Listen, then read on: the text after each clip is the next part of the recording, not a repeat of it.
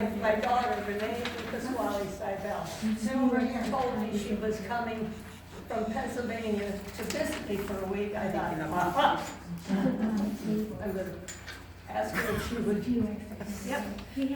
present. How do we zoom in? It's on the drama club. And so Yeah, she I would said, just sure. leave it on Zoom. So, Okay. Yeah. it is my pleasure to welcome Toastmaster Renee Seibel. Yay!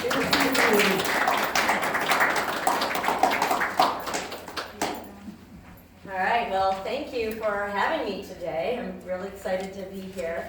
And just a little bit, how many of you have heard of Toastmasters? Okay, and I know we do have another Toastmaster in the audience here, Dan.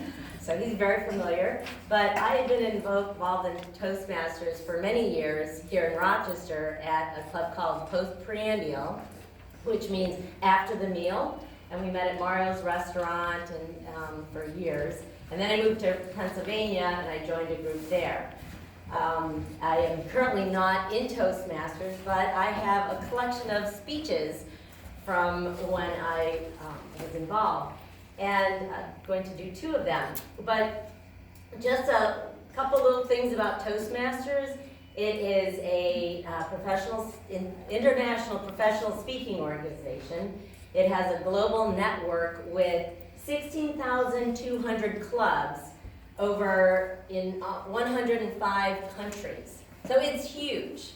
And it started in 1924 by a gentleman named Ralph Smedley, and its headquarters is in Englewood, California. Colorado. Okay, and the goal of Toastmasters is to help people get more comfortable with speaking in front of other people. And some of the things they do are, when they meet, they help you with impromptu speaking. When somebody asks you a question, helps you be able to, gives you practice in collecting your thoughts and be able to respond.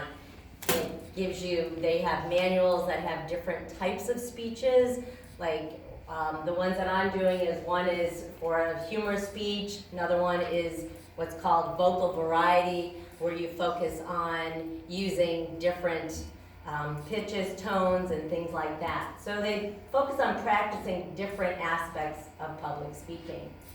It's a great organization, highly recommended, as Dan could probably also attest. But so I'm going to be doing two different speeches.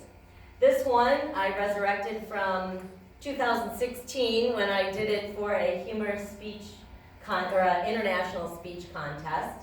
And when you do a contest, you do it at a club level, then the winners of the clubs go on to another level, and they keep going to different levels. I don't remember if I won for this one or not, but I did for the other one. So, all right.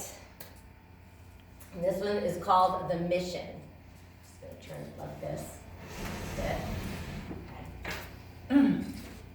I had a plan, but I needed an accomplice to carry it out. Luckily, I knew just the person. She goes by Agent Pepper.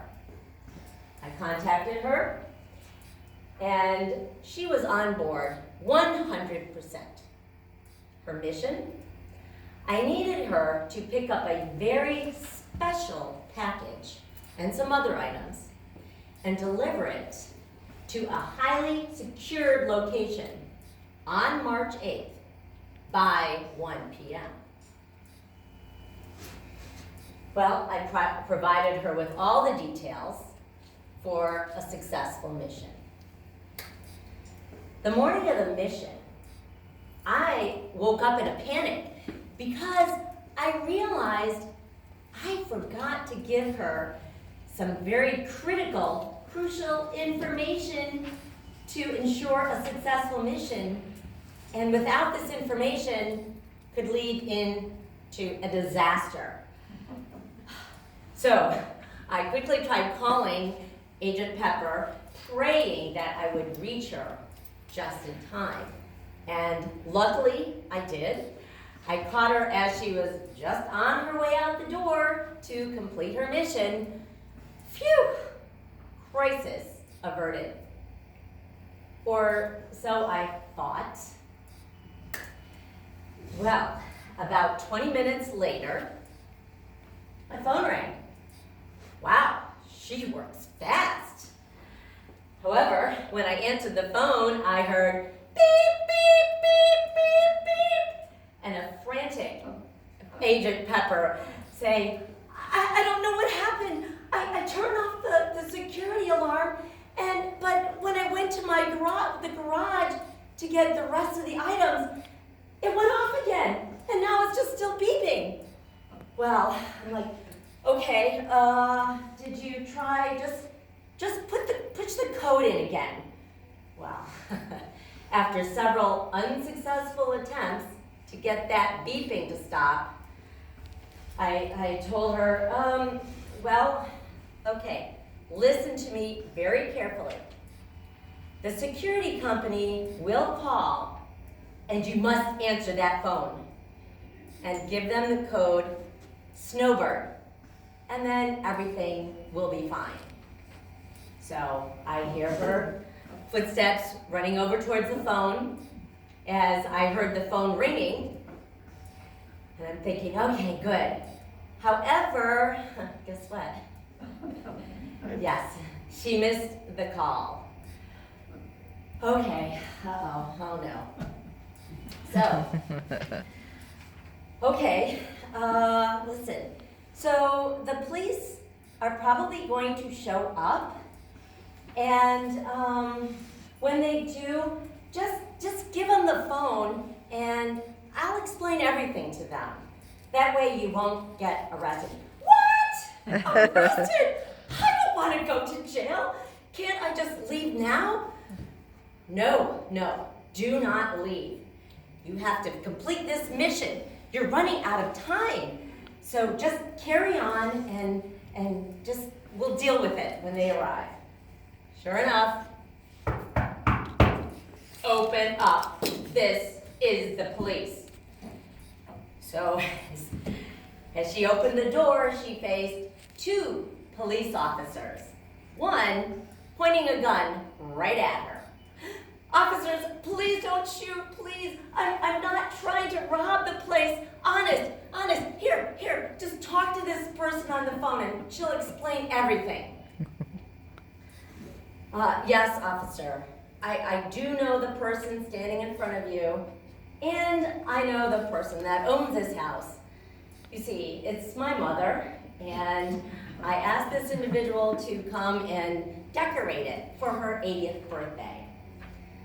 In the background, I could hear the police officers wandering around the house, checking everything out, and what they found were balloons, flowers, signs, little teddy bears around a table with the cake, having a little party. So, needless to say, they did believe me, they did not press charges, and they wished my mom a happy birthday. Well, so, meanwhile, we still heard beep, beep, beep, beep, beep the whole time.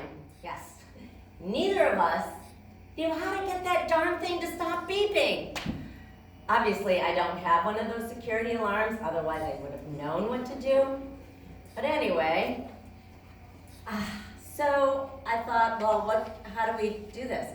I couldn't call my mom. It would spoil the surprise.